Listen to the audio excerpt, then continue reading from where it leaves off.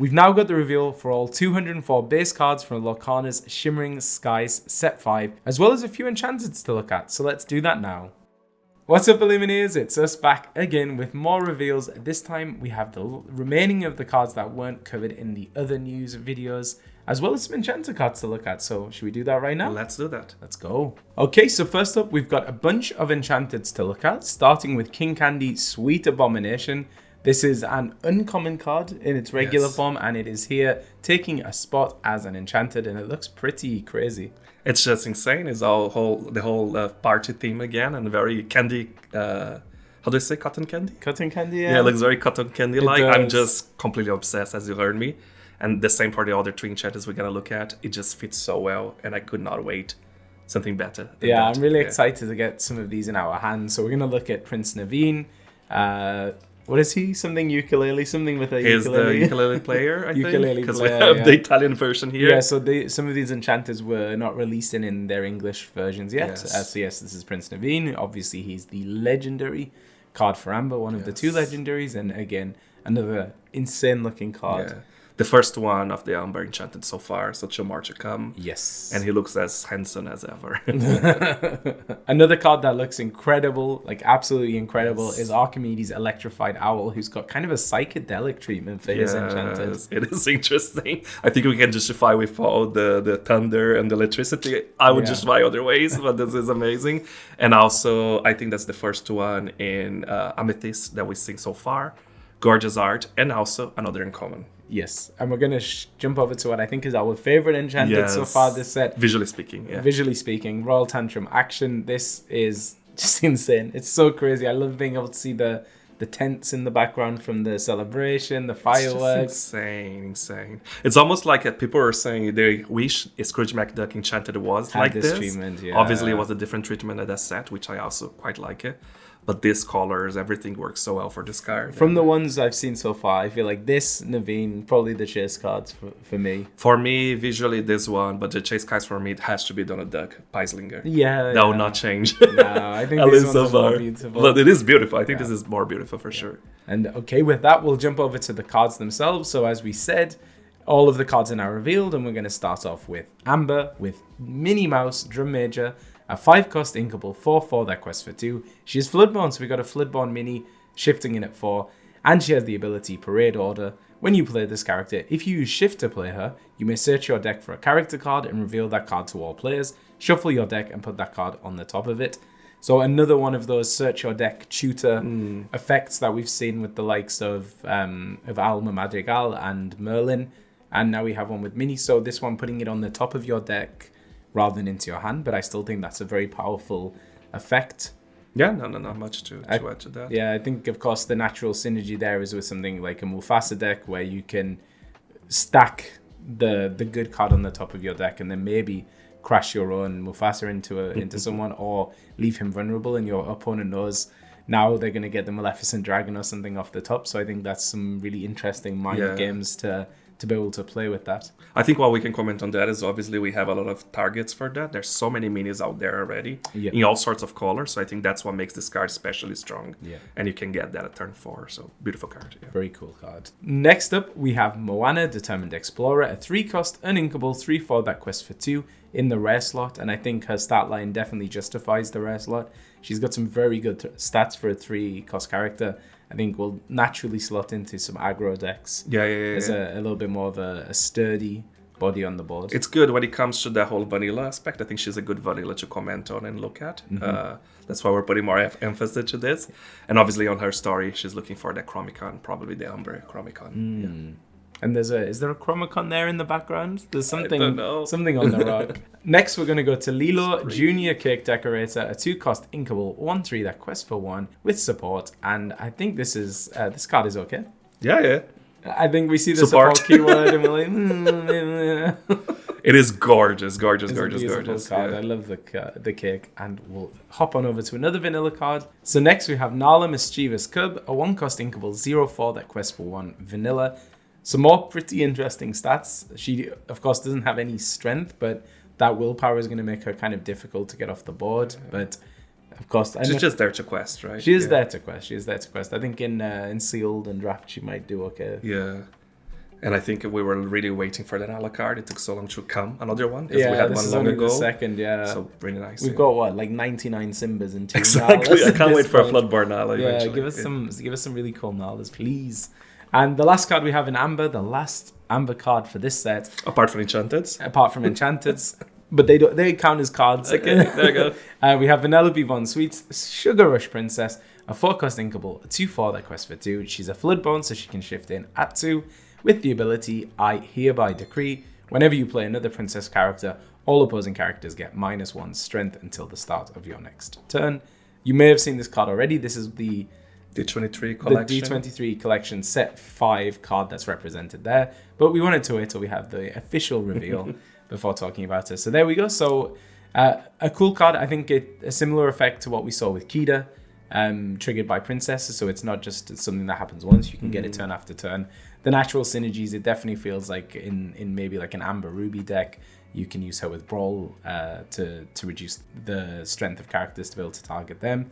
Potentially even working with Madame Medusa as well, but it's maybe a little bit of an expensive combo at that point. But yeah, really cool card, and we're going to update the tracker, so let's slot those last cards in. And it just looks pretty, seeing everything full. It's down there, right? Down So here. we worked it out now, we everywhere. worked it out. There you go. And then we will hop on over Straight to Amethyst. to Amethyst. And we're starting off with Magical Aid. This is a 3-cost Inkable action. Chosen character gains Challenger +3. And when this character is banished in a challenge, return this card to your hand this turn. So I think we've seen quite a few of those now, like that effect where you can give your characters the opportunity to come back to your hand. Yeah. I feel like as a 3-cost, giving this, it's maybe a little bit expensive. I can't see many decks wanting to run something like this. Because usually you can just play a character that will give you the challenger. I don't think the banishing in return is always... I mean, it is useful, but not for a card on its own in full. But I love the card. I actually love it. The card is It's incredible. so cool, his hands. But I do think that all those effects we're describing is always on Amethyst. Is that right? I think all the cards we see, so it's a theme around the banish Amethyst. when they return to the hand, exactly. Yeah. Super cool. And we have another action, this time Gathering Knowledge and Wisdom. It's a 2-cost uninkable and simply gain 2 law. So a little bit more passive, or not passive law, but like uninteractable law gain. Sorry, for Amethyst. So It's insane. I think this is actually kind of a crazy card. It reminds me a lot of the Sorcerer's Spellbook. Of course, that's a 3-cost uninkable item, which allows you to exert to gain law. But this is straight away, no fuss, 2 law gained. I think certainly in Amethyst aggro decks, this could be a good way to close out those games up. A lot of aggro decks can get to the like teens, the high teens of law, and then struggle maybe to close the game. So this is an action that your opponent can literally do nothing about unless they played something like Pete the turn before. I think, and also removing from the hands, right? There's cards that will remove that action, so you have to strategize. Do I use it straight away, hoping that no one will remove from me first, or I'll keep in my hand to close the game? Yeah. So it's interesting. But I do think it's quite cool. And then if we think about it slotting into maybe Amethyst Emerald decks, you can use something like Do It Again to return an action card from your discard into your hand. You just keep recurring this and gaining 2 law. I think this one is sure to see some play. I think it's insane. I wouldn't run the spellbook, like we said, just because the spellbook, it will be banished likely in the second turn. This is you're getting for free those 2 lore. Yeah. As long as they don't play Pete. As long as they don't play Pete. But, yes. But I think that's true of every single action in the game now. Next up, we have Maleficent Vexed Partygoer, a 3-cost inkable 0/4 that quests for 2 with the ability What an Awkward Situation. Whenever this character quests, you may choose and discard a card to return chosen character card, item, or location with cost 3 or less to their player's hand. I'm not sure about this one. Like the item removal in Amethyst is conditional. It's always bouncing it back to the player's hand. It's always based on cost. And I feel like with this and some of the other cards we're going to look at, it's like you're almost losing a bit of tempo yourself, bouncing it back to their hand for them to just replay it again. And in this case, you're discarding a card. That's even worse than the other examples we'll see. Obviously, she can quest for 2. She's a good for that stat line at 3. But you're not banishing. No. There's no point. With Sapphire, if you're not banishing or putting the Inkwell, they'll come back, right? I was hoping that they will do an item banishment. It didn't happen this time. It didn't happen this time. Makes sense, but let's go to the next one. one. But another Maleficent for the tribal Maleficent. Oh, it's amazing, and I love how angry she is. We've seen a lot. Okay, next we have Cogsworth Illuminary Watchman, a 1-cost inkable 1/1 that quests for 1 with the ability Time to Move It. When you play this character, chosen character gains rush this turn. So I feel like the power creep continues. This is basically the same effect as Swing into Action from the last set. Cut to the Chase from set 1, but it's cheaper and it's attached to a body. So I don't see, if you're planning to run an effect like this, I don't see why you wouldn't use Cogsworth over one of those two actions. That's true. For sure. But yeah, I think like giving a character rush is nice. It can be helpful in certain situations, but I don't know. I'm not sure how powerful it is. Yeah, but again, it's a good replacement for the other 2 cards, and I can see in his slot in the theme deck for Beauty and the Beast for sure. That's true. Next, we have Olaf, Happy Passenger, a 9-cost uninkable 6/6 that quests for 3. He has the Clear the Path ability. For each exerted character opponents have in play, you pay 1 less to play this character, and he's also evasive.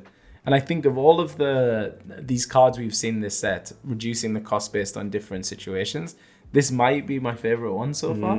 I think it's the one that you have a very good chance of being able to get out a lot cheaper. I think the really cool pairing for this is the Anna Floodborn card we saw, who exerts all characters when she comes into play. So if your opponent has a very wide board, you could potentially play Anna and then maybe Olaf in the same turn, which I think would be incredibly, incredibly powerful. That is very interesting, actually. And the fact that he's evasive as well. Obviously, you'll save a little bit for later, but then as soon as... If you're playing against an aggro, right? The likelihood that you're going to have so many things exerted as well. And I think he's evasive. He's a 6/6, so he survives Medusa. He survives Maui. He doesn't survive Maui. Maui's a 6/5. He doesn't survive Maui. Maui. But he survives Alunkim Zeus, which is the other one. And Maui, of course, can't hit evasives. That's it. So he survives Maui. Ignore Maui. But I think this is a really, really good card. Amazing. And he's going to be part of the starter deck, right? He is. Yes, I think we got one of those for the starter deck. So that's very cool. Next, we have King of Hearts, Monarch of Wonderland, a 4-cost inkable, 1/4 that quests for 2, with the ability Pleasing the Queen. Exert. Chosen exerted character can't ready at the start of their next turn. I'm stuck. Yeah, it's definitely reminiscent of the I'm stuck action attached to a body. I don't know. I'm not so sold on this one either. I think the ability, like, it's one of those you have to wait a turn to be able to activate it, and he just quests for 2. But I think there are going to be better cards for this slot in Amethyst. He can hold your exert for 1 more turn, and you can bring true. the Olaf. But no, it's not enough. Next up, we have the Knock, Mythical Spirit, a 6-cost inkable 5/5 that quests for 1, with the ability Turning Tides. When you play this character, you may move up to 2 damage counters from chosen character to chosen opposing character. So if we've seen a lot of power creep, I don't know what the opposite of power creep is, but I feel like the Knock is just like Belle Accomplished Mystic. Like, we've got Belle Accomplished Mystic at home and she's the Knock. I think Belle, of course, has a little bit less strength than willpower, but she has more lore. You can move 3 damage and you can shift her in at 3. It just feels like a no-brainer that if you want this effect, he would play Belle over the Knock. And it's such a shame because I feel like the Knock was always that card that no one uses. Now it happens again. It's the one that you get in the booster packs and you just like I'm like throw it straight in the trash. Sorry. Another card from the starter decks. This is Earth Giant, Living Mountain, a 4-cost inkable 4/5 that quests for 2, with the ability Unearthed. When you play this character, each opponent draws a card, so you're kind of sacrificing, giving your opponent a card to be able to play a pretty good beefy card character. at that point. Yeah. So I think maybe the trade-off will work. I think this will be fun. I think it's hard to deal with in limited formats. Whether it sees play in like competitive decks, I'm not so sure. Yeah. No, I don't have much to comment either. I do wonder for sealed and stuff like that. Another character from Frozen, we have Gale Wind Spirit, a 3-cost inkable 1/2 that quests for 2, with the ability Recurring Gust. When this character is banished in a challenge, return this card to your hand. And it is a lot like one of your favorite cards, right? The persistent presence. That is true. So this is it just flipped right, the willpower and the strength. And it's nice. It's got a little bit more lore, so you can be a little bit more aggressive with it. If your opponent can't play actions, like if you've played Pete, then your opponent can really only challenge this, and then it's going to come back to your hand, which is pretty nice. It's interesting to see all those spirits of the forest, right, for Frozen, because the highlight was Frozen 2, but I'm still also shocked that we didn't get to see an Enchanted Forest location. Yes. I thought it was a given, and it didn't happen, so interesting. Yeah, maybe next set. Maybe. Up next, we have Retrosphere. This is a 1-cost inkable item, and it has the ability Extract of Amethyst. Pay 2, banish this item, return chosen character, item, or location with cost 3 or less to their player's hand. And again, it's another one of those really, I don't want to say bad, but it's like inefficient ways to deal with items in Amethyst. Of course, we saw Prince John's Mirror in the previous video where we covered the cards. We talked about it at length and how much of a problem it could potentially be for Amethyst decks. And this is a card that maybe helps you deal with it, but you're basically paying 3 to make your opponent have to pay 3 again on the next turn. And it's banishing. That's the other part of it. You cannot even, because if they come back with the Prince John's Mirror and you want to lose another turn to do that, if you hasn't banished, at least you could do that with an item. This case, you banish the item, so it's pretty much useless. Yeah, I wouldn't use that. I would not use that either. And final card in Amethyst is the Half Hexwell Crown. We saw this, of course, in Deep Trouble, Illuminator's Quest, but this is our official reveal of the card with a different art from what we saw in that. And this is a 6-cost uninkable item, and it has 2 abilities. The first one, an unexpected find, exert, pay 2, draw a card, and Perilous Power, exert, pay 2, discard a card, exert chosen character. Yes. So I think that's actually, again, like I think anytime I see something with like multiple uses, it feels nice because it gives you a little bit of flexibility when you play it, especially on an item, because once it's out, it's out. Yeah. So I think it's nice. Paying 2 to draw a card doesn't sound like a bad deal at all. It's expensive though, right? It's expensive to play, because it can be easily removed by other colors. I feel like you're using 6 and then you have to maybe pay 2. Risk, you might need 8 just to do the first move with the card. Yeah, I feel like maybe in an Amethyst Sapphire deck with something like Magic Dispel, where you can gain the cost of the item with Scrooge McDuck, who lets you potentially get it out a bit easier. I don't think it goes into like a Ruby Amethyst, for instance. No, I don't think so either. I think it's probably belonging more to those Amethyst item decks. But I think it's an interesting one. If it sees much play, I don't know. But it's cool to finally see the official reveal for this card after the Illuminator's And I think Quest. a comparison is the Magic Mirror, right? The item from set 1. It's interesting that was 2, also uninkable, but you have to play 4. Yeah. So it's almost a 6 in a way. I mean, it is a 6 if you want to draw a card. Yeah. So there's the 2 sides of that. Obviously, I prefer the Half Hexwell Crown just because of the 2 effects. Such a throwback thinking about the Magic Mirror, right? Set 1 meta game. Mirror. And that is it for the regular cards in Amethyst. So we're going to update the tracker. And I'll get it right now. Yeah. Down there. Dropping all those cards Can't in. wait for the Enchanted. Yes. Okay, Can't wait to see what Amethyst Enchanteds have for us. And we're going to start off with a really cool card in Emerald. We have Mother Gothel, Unwavering Schemer, a 6-cost inkable, 4/6. That quest for 2. She's Floodborn, so she shifts in at 4, and she has the ability The World is Dark. When you play this character, each opponent chooses one of their characters and returns that card to their hand, offering a little bit of disruption, soft removal for Emerald, which is good. I mean, I think the card looks amazing. Oh, yeah. Like visually, the It's art. probably an Enchanted, I'm guessing. I would say so, but I don't know about the ability. I feel like it's playing, again, as Ruby Amethyst.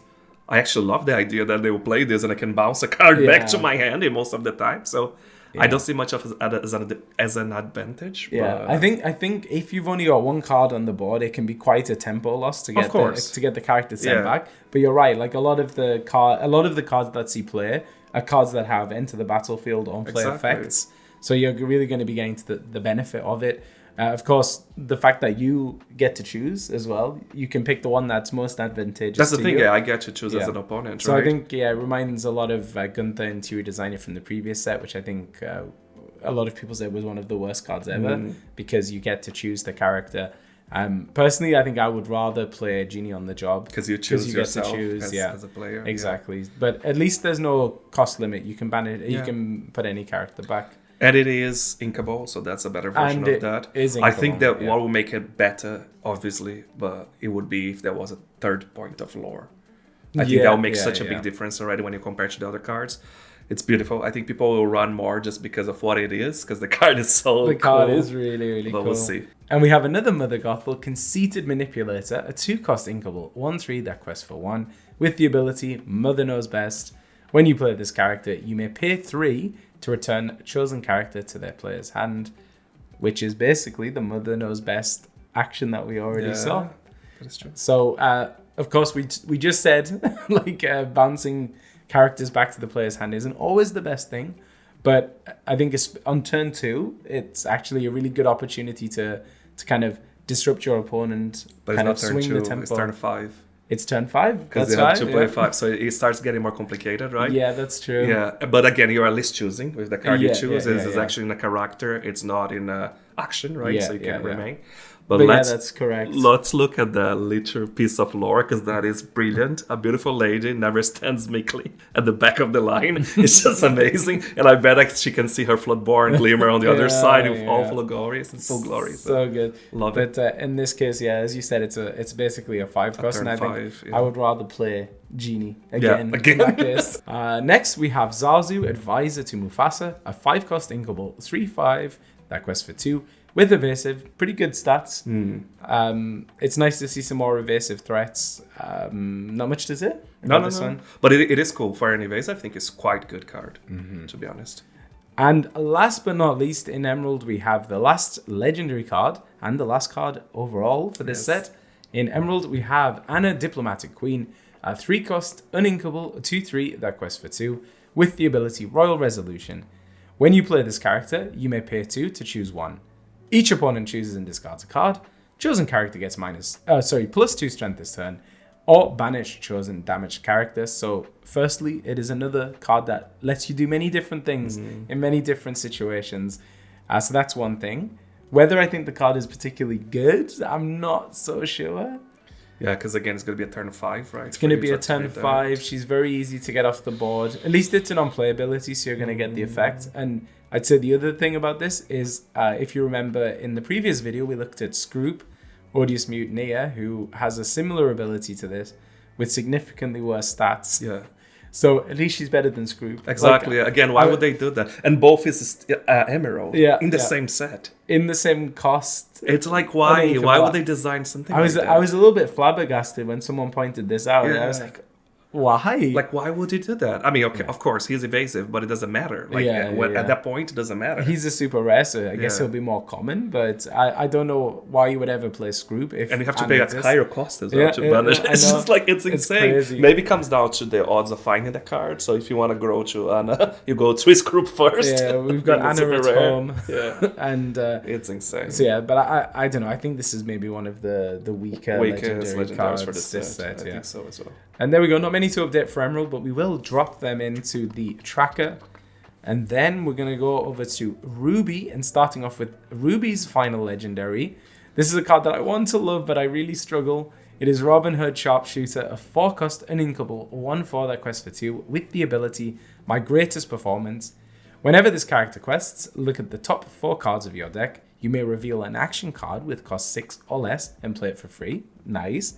Put the rest in your discard. That's important. Discard. And it took us a little while to even notice that. We just assumed they were going back on the bottom of the deck. We're like, okay, that's fine. Yeah. I mean, maybe not the best, but you have the odds of getting. No, imagine they don't get any action.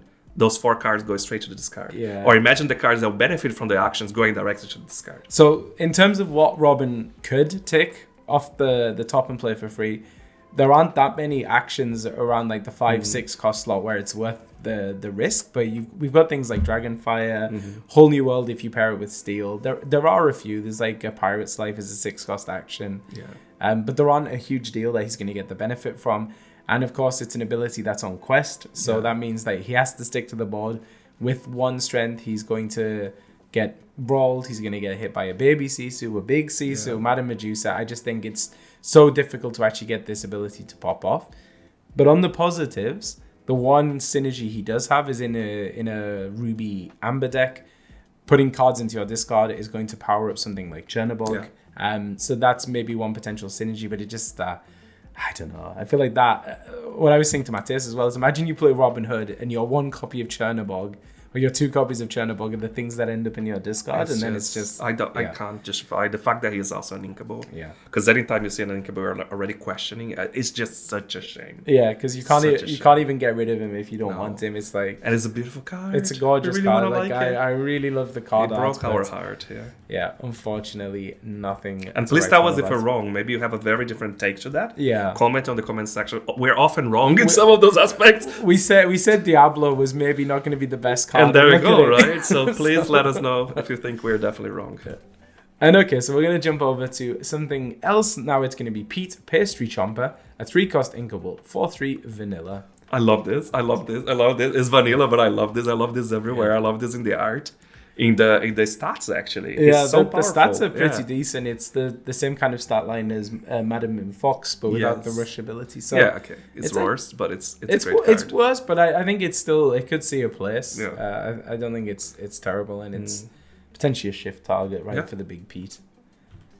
Next, we have Ratigan Raging Rat, a 3-cost inkable, a 1/5 that quests for 1, with the ability, nothing can stand in my way. While this character has damage, he gets +2 strength. And really, I think this is there as a shift target for the big Ratigan.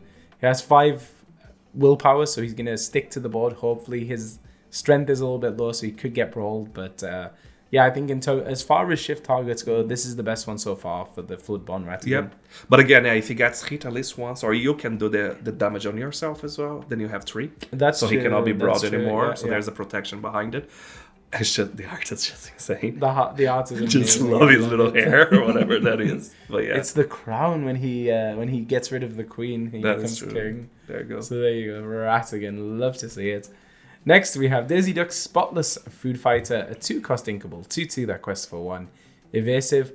I was actually checking, and this is the only cost 2/2 evasive stat line so far in the game, which I think alone is pretty nice. It's really good. Yeah. I felt the same as well. Yeah. I feel like she can survive at least for a couple of turns to chip away at some lore, and Next up, we have Donald Duck Daisy's Date, a 3-cost inkable, a 2/4 that quests for 1, with the ability Plucky Play.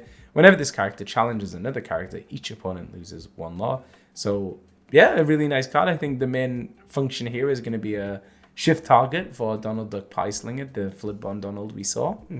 And beautiful art. It's nice to see Daisy's Date. We already saw Daisy Duck Donald's Date, and now we're getting to see the other side of it. So presumably he's trying to win a toy for. Oh, she's actually holding the teddy bear, right? So, she is. So he obviously won the game. Because it says he keeps his eyes on the prize. He got the prize. It is a teddy bear. She's a super rare though. Yeah. I super prefer her over him. Oh, 100%. But he is really good. I think it can be really good. And the last card for Ruby for this set is Ratigan's Party, CD Backroom, a 2-cost inkable location. It's got a willpower of 7, a move cost of 1, and the ability Misfits Revelry.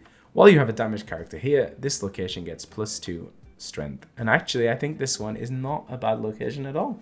I just realized that it synergizes really well with the other Ratigan, because you want the Ratigan to be damaged to be able to get the strength. And here, if he is damaged, this location gets +2. Yeah, for sure. Like we know as well, 7 willpower is a really good number to have on a location. Maybe not so much this set. I think there are a lot of cards that are helping characters deal with those 7-cost locations. I think this one could be a fun one. One thing that would make this card so much better is if it has the moving cost of 0. Like we saw in the speed. That would make all locations better. But I know what you mean, because right now, you can only really get value out of this starting on turn 3. Yeah. But 2 lore on a location is really cool. So we'll update the tracker now. We'll slot those Ruby cards in.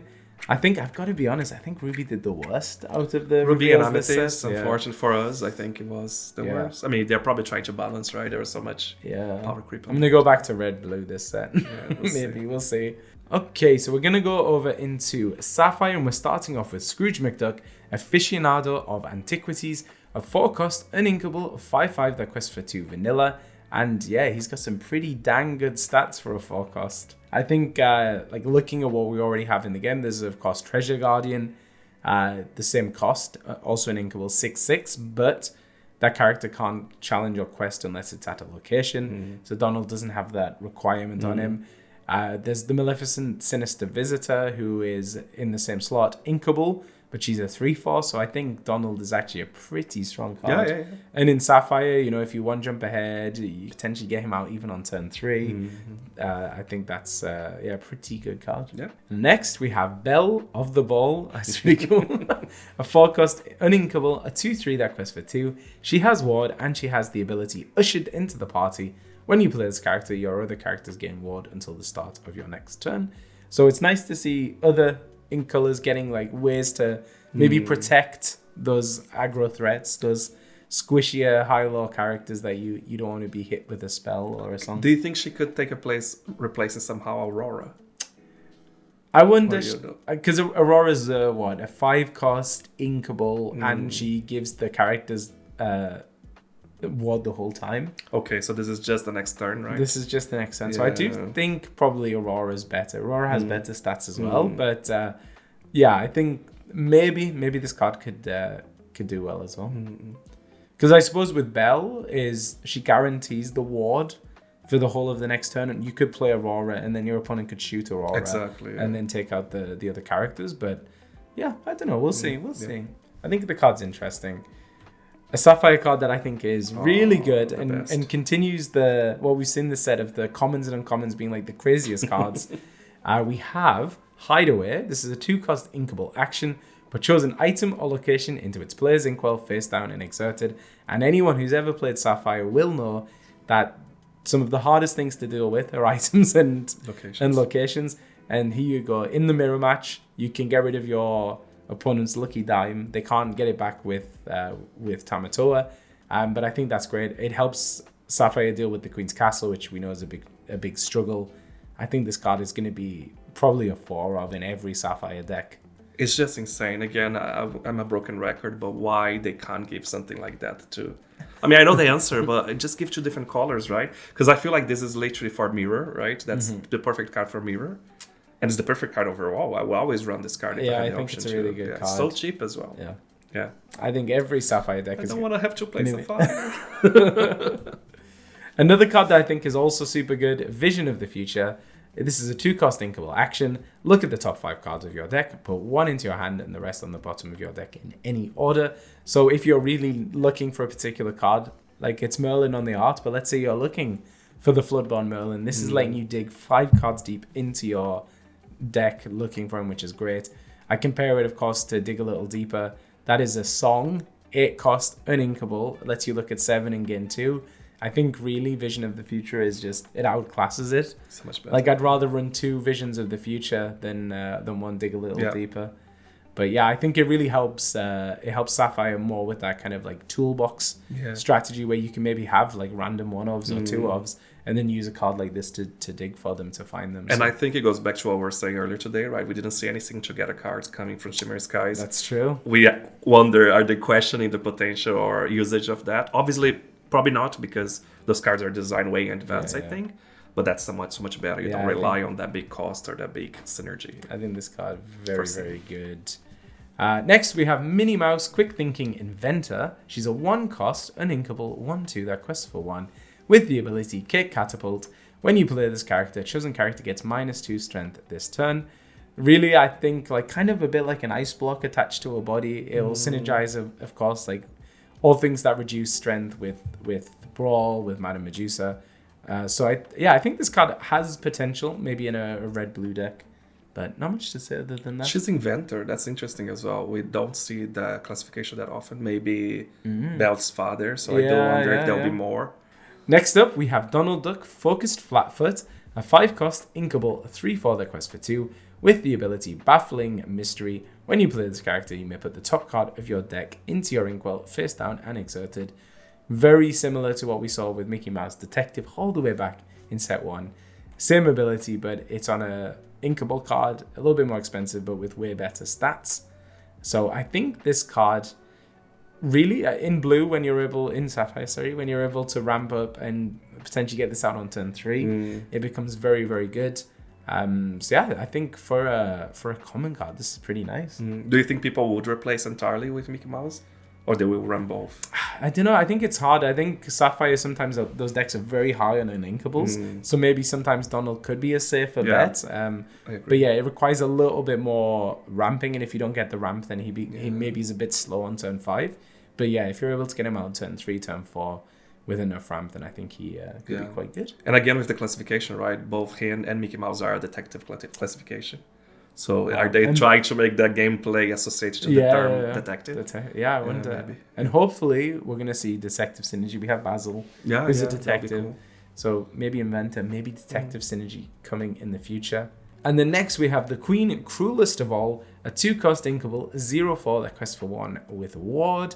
a nice little aggro threat, I guess. I don't know which deck you would use this in. I think unless you're building the Queen tribal deck and you need her as a shift target for the Floodborn Queen, I don't think she would see play beyond that. But that's probably what it is, right? Yeah. It is probably the target, really. And she being ward, it's harder to take her down. Yeah, that's true, yeah. If your opponent doesn't have any strong characters early game, then she could just get lore a couple of turns. She's so but beautiful. Honestly, it is a very beautiful the lighting card. is so good, yeah. The art gets better every set. It's crazy. It's incredible. Another beautiful card. This one is Prince John Opportunistic Briber, a 3-cost inkable 1/5 that quests for 1 with the ability Taxes Never Fail Me. Whenever you play an item, this character gets +2 strength this turn. So potentially you could be boosting him up to do some challenging, but yeah, I don't know. I'm not sure it's the... Can you stock up the pot? Can you pile up the stats if I play many items the same Yes, turn? so it's whenever you play an item, he gets +2. So if you play 4 items, then 4 pops goes. then he could be beefing him up. So it could be a good way to deal with locations potentially for Sapphire. Because it's so easy to play those pops goes, right? Yeah. I think that's a good one. I think he's a beautiful card, if nothing else. And our last card in Sapphire, something that I think is actually really cool. Patcha Emperor's Guide, a 3-cost inkable 0/4 that quests for 2 with 2 abilities. The first one, Helpful Supplies. At the start of your turn, if you have an item in play, gain 1 law. And Perfect Directions. At the start of your turn, if you have a location in play, gain 1 law. So I think for sure, Sapphire, you always have an item in play. You're almost always going to have an item in play. So Patcha can get you some benefit in that sense. Being able to play an item and a location and then be getting 2 law every turn, it's insane. I think is really cool. We don't see many locations in Sapphire being played though, right? Yeah, it's really just Macduff Manor. I think was the main and no one is using and that. no one really uses it anymore. But I think passive law gain is nice. It kind of puts the emphasis on your opponent to be able to deal with Patcha. Of course, at a 0/4, he's there for that. Yeah, but he gets hit by Brawl. He gets hit by Lorcana Zeus. So and gladly for people against Sapphire, he is not ward either. He's not ward, thankfully, because otherwise it'd be very, very powerful. I think even because he quests for 2, right? So he is there to serve the purpose. I personally love this card. I think it's so clever the way they did to bring the passive lore gain for Sapphire. In a way that's tied. Leveraging the item. It's very clever. The item kind of characteristics. But again, I hate not having that in my own. Yeah. Time to play Sapphire. I have to, So we'll update the list so you can see all of the Sapphire cards slotting in over there. They're over there. Over there. Look over there. Okay. And then now, no one will get that reference. Now we're going to jump on over to Steel, the last in color, the last few cards. And we're starting off with Yzma. Unjustly Treated, isn't she always? She's a 4-cost uninkable 1/4 that quests for 2 with the ability I'm Warning You. During your turn, whenever one of your characters banishes a character in a challenge, you may deal 1 damage to a chosen character. So kind of essentially turning all of your characters into baby Tinkerbells, allowing you to ping some damage. This is in the starter deck, the Emerald Steel starter deck, very much focused around pinging damage to gain advantages. So I think if you end up building a deck that's kind of along those lines in that archetype, I think she could be quite good. And again, I'm going to sound like a broken record. 1/4, dies to Brawl, dies to Lorcana Zeus. So maybe she won't stick on the board for too long. Yeah, no, it's a tricky one, really. It's just hard as well at that point to be banishing already, unless you're playing against aggro. So you won't get much of the effect, I think. Yeah. But it's cool. And we were wondering, we think it could be a continuous art from the Kronk's foil from the starter deck, but we don't know if there's no card in between. We see all the cards now. Yeah. So either it is continuous or not. We'll have a look ourselves. There are a lot of characters with this framing with the the guardrail, I guess, whatever you call it. For the party. Yeah. And Kronk is actually on the other side. It does fit, but it doesn't align perfectly. That's why we're wondering. We'll keep our eyes on and we'll let you know soon. Beautiful card though. Yes. And then next up we have 7 Dwarfs Mine Secure Fortress. This is a 2-cost inkable location with a willpower of 6, a move cost of 2, and gives you 1 law per turn. And it has the ability Mountain Defense. During your turn, the first time you move a character here, you may deal 1 damage to chosen character. If the moved character is a knight, deal 2 damage instead. So paying off some of those Dwarf Knight synergies we saw just a few weeks ago. being able to put one of the 7 dwarf knights in here, being able to put even like a Donald Duck Pieslinger in here, and then being able to ping 2 damage, I think could be quite nice. Even Snow White, right? I think she's also a knight. Yeah. And the good thing about this is we saw a card like Pete, which prevents you from being able to play actions. This is not an action, so this could be a good way to get around Pete's ability if decks end up needing to do that. So you could be using this to ping the damage instead. And it gives 1 law per turn, so even if you're not necessarily making use of its effect, you can be gaining the law each turn. I wish it was 7 willpower, to be honest, to make it more useful. Yeah, I think if it was 7... No, but I don't think it'll make that much more strong, do you think? I think so. Yeah. You'd have to increase the cost to balance it, I think. I guess, but you already have 2 moving costs for that. But yeah, I don't know. And then next we have Shield of Arundel, a 1-cost inkable item with the ability Deflect. Banish this item, chosen character gains resist +1 until the start of your next turn. So kind of like a baby Gizmo suit that we saw in set 3. This is resist 1 instead of resist 3. I mean, I do think this is probably more useful than Gizmo suit, but I also don't think this will see much play. No, yeah. It's more useful because you can use right away, right? Straight away you're using that. But I don't think either, Yeah, I'm not so And sure. I do like this the whole... The Gizmo suit as a concept is so much cooler as well. Yeah. Because we are big fans. I mean, nothing against Arundel. I suppose there's loads of fans as well. Yeah. Next up, we have Duck for Cover. This is a 2-cost inkable action. Chosen character gains resist +1 and evasive this turn. So I'm not sure about this one. I don't know if this one is going to see much play outside of like drafts or something. Okay. But I mean, maybe it can surprise your opponent. It can help you deal with something like a Diablo. But you wouldn't put that you in wouldn't, your deck. That's the thing. You wouldn't put this in your deck. I just feel like for a 2-cost inkable, I'd rather just play like Baboom or something rather than challenging. Unless Pete is locking down your deck or something. We'll put in our DuckTales theme deck if we can. If we can play Steel. I think DuckTales is mainly like red, Sapphire, blue. right? Yeah, Sapphire, one day we'll put. But beautiful card. Love to see So some cool, Huey, Dewey, and Louie. And then we're going to look at Mickey Mouse Food Fight Defender, a 1-cost inkable, a 1/2 that quests for 1 with resist +1. And actually, I think in the 1-cost inkable slot, this is a pretty good Mickey Mouse with that resist on him. Naturally, I think he's a good shift target for Mickey Mouse Playful Sorcerer, maybe a good shift target for Mickey Mouse Musketeer Captain, because Mickey Mouse is lacking some good shift targets in Steel. But I think he's okay. And next we have Kronk, Unlicensed Investigator, a 2-cost inkable, 1/4 that quests for 1 with Challenger. And I feel like it's a shame he doesn't have the detective keyword since he's over there investigating things. Another one, not much to say about this one. Challenger +1, maybe not that relevant. For me, that feels almost like a vanilla. Next we have an action. This is Food Fight, a 1-cost uninkable action. Your character gains Exert, pay 1. Deal 1 damage to chosen character this turn. So it kind of almost makes your characters into like baby Robin Hoods. I don't know how relevant it's going to be to Exert. I do like that a lot, to be honest. You like it? I mean, I don't play Steel either, but it does feel so good to use mid late game. To be honest, and then as long as you can pay the cost, because it's a surprise. I feel like as a player, you wouldn't expect to be able to ping that 1 damage. I just think the reality is like you need to have multiple characters to get value out of it. If you have like 3 characters, you can ping 3 damage, but you can't do anything else with the characters.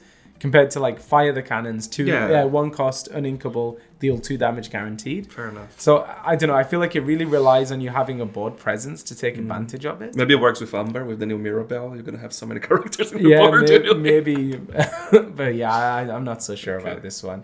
And then we're gonna round things off with a card that a lot of people got really excited for, just because of the reference to the Emperor's New Groove. This is Royal Guard, Bovine Protector, a 4-cost inkable, a 1/7 that quests for 1. And he's not a bodyguard. He's not a bodyguard. That's important to say. I think that was the sad thing when we saw this. I think if he had bodyguard, I think as a 1/7, his stats would be pretty crazy. Yes. It would really be protecting your characters. Unfortunately, without the bodyguard keyword, I think he is just very sad. Unfortunately, it It's- makes me sad because I really would love to love this card. It Yeah. is a really cool reference to the So Emperor's New cute. Groove. I love but- the scene. Yeah, but the fact that this card exists is great. Yeah, yeah, it is The fact that he made an appearance in Lorcana is great. It's just a shame he's lacking the bodyguard. Should we populate for the last time Let's the do tracker? it. You're not going to see this tracker for a few months. There we Yes. go. Let's fill in all those steel cards. I think steel did pretty well Yes. out of the set this time. And there we have it. So you saw all the 204 cards across the different news videos we did. Obviously, there are some enchanted there as well. Yeah. But we are not doing another news for Shimmering Skies. This is the last video of those. We will, however, update our card tracker Yep. as we get the latest ones. So check out inkbornheroes.com. Check Born, if you're- Inkborn Heroes, and Instagram, everything yeah. else. But also, as we did in all previous sets, we also gonna do a video dedicated to all enchanted cards, comparing to its regular form and the enchanted form. So hit the subscribe button down below so you Yes. can be notified as soon as that video is out Yes. with Matthias's lovely voice telling you all about the Enchanted. With my beautiful accent. But that's pretty much it. As soon as it is out, we will make a video and publish for you all. Yeah. And if you'd like to talk about the reveals, head on over to our Discord. The link is down below. We're talking about all of the cards, the good and the bad, and really just having a bunch of fun over there, hanging out. We and love having you talking to you all, around, for so- sure. And also, obviously, if you want to be a YouTube member, just join. Just click out the button join down below. There's a dedicated video with some instructions showing all the perks. It's up to you. No pressure at all. And thank you so much for everyone that is supporting us so far. Yes, a big we shout. really shout. appreciate We appreciate your help and we appreciate the help of every single viewer. So thank you so much Yeah. for watching. And it really improves the quality of what you're watching. We're always trying to make course. it better, and that's all thanks to our YouTube members. So yeah, check it out. So stay tuned for more. Thanks for watching and happy questing. Happy questing.